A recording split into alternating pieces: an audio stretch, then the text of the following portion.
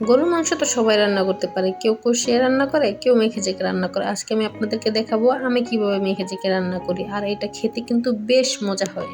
রান্না করার জন্য মাংসটাকে আমি আগে থেকে ধুয়ে পরিষ্কার করে রেখেছিলাম, কারণ সবকিছু রেডি থাকলে রান্না করতে একদম কম সময় লাগে। তার জন্য আমি আগে থেকেই পরিষ্কার করে রেখেছিলাম। এখন আমি রান্না করতে যে উপকরণগুলো প্রয়োজন সেই সকল উপকরণগুলো দিয়ে নেব। এই যে দিয়ে নিচ্ছি পেঁয়াজ কুচি, হলুদ আর মরিচ। আর গরুর মাংস একটু ঝাল ঝাল না হলে ভালো লাগে না, তাই যে যেরকম খেতে চান সেরকম ঝাল দিয়ে নেবেন। গরুর মাংস আমার কাছে একটু ঝাল ঝালই ভালো লাগে, তার জন্য আমি মরিচের পরিমাণটা একটু বেশি দিয়েছি। প্রথমে আমি এটুকু দিয়েছি, তারপর আমি আবারও দিয়ে নিয়েছিলাম, কারণ আমার কাছে গরুর মাংস ঝাল না হলে ভালো লাগে না। এখন আমি দিয়ে নেব ধনিয়া গুঁড়ো, জিরে গুঁড়ো। আর গরুর মাংসটা সাধারণত বাটা মশলা দিয়ে রান্না করলেই বেশি মজা হয়, কিন্তু আমার কাছে যেহেতু বাটা মশলা নাই, তার আমি গরুর মশলা দিয়ে রান্না করতেছি।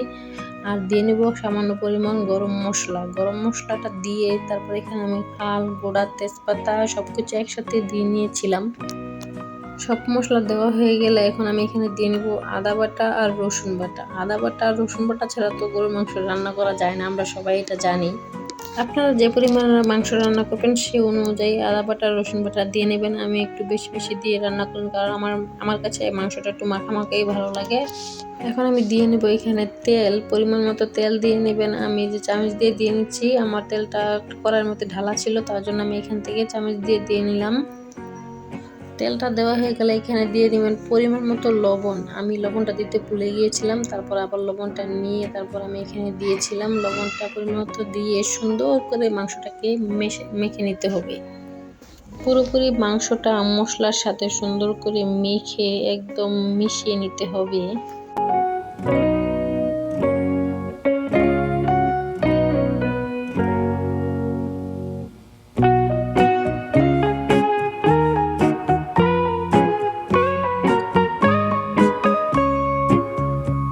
ভিডিওতে দেখতেই পাচ্ছেন আমি মাংসটাকে কত সুন্দর করে একদম মেখে সব মশলার সাথে ভালো করে মিশিয়ে নিয়েছি। এখন আমি এই মাংসটাকে ঢেকে রেখে দিব 15 মিনিট পর্যন্ত। 15 মিনিট ঢেকে রেখে দিলে মাংসের ভেতরেও মশলাগুলো গিয়ে পৌঁছে যাবে। তারপর আমি এটাকে চুলায় বসিয়ে তারপর চুলার মধ্যে আগুন জ্বালিয়ে দেব।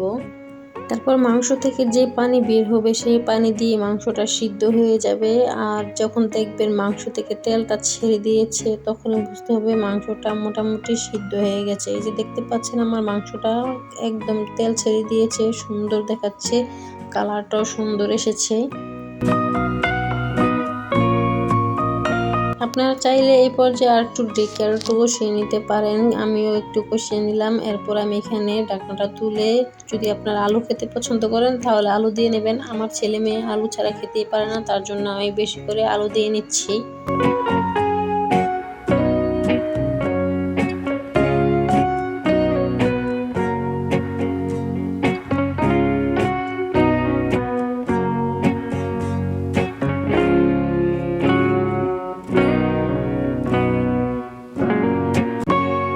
আলুটা দিয়ে তারপর আবার আলুর সাথে মাংসটাকে মিশিয়ে নিতে হবে নেড়ে চেড়ে। আর মাংসটা রান্না করার সময় অবশ্যই মাঝে মধ্যে ঢাকনাটা তুলে নেড়ে নিতে হবে। আমি কিন্তু নেড়ে নিয়েছি অফ ক্যামেরায়, আপনারাও নেড়ে নেবেন। নেড়ে চেড়ে যখন আলুটা মাংসের সাথে মেশানো হয়ে যাবে, তখন আবার আমরা ঢাকনা দিয়ে ঢেকে দেব। ঢাকনা দিয়ে ঢেকে আবার আমরা কিছুক্ষণ রান্না করে নেব, যাতে আলুটা একটু সিদ্ধ হয়ে যায়।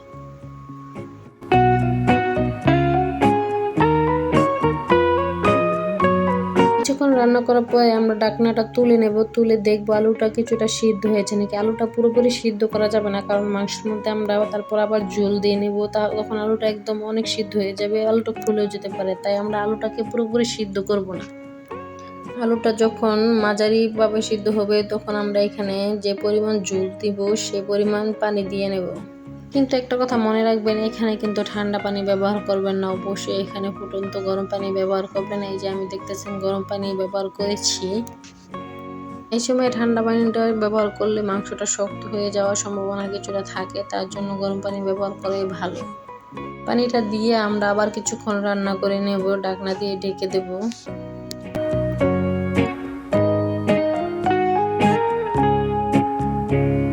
কিছুক্ষণ রান্না করার পর আমরা ঢাকনাটা তুলে নেব। ঢাকনাটা তুলে যখন দেখব মাংস থেকে আবার তেলটা ছেড়ে দিয়েছে, তেলগুলো উপরে বেশি উঠেছে, তখন আমাদের বুঝতে হবে আমাদের রান্নাটা কমপ্লিট হয়ে গেছে।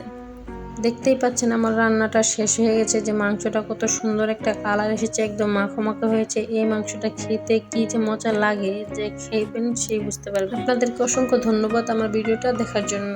ধন্যবাদ।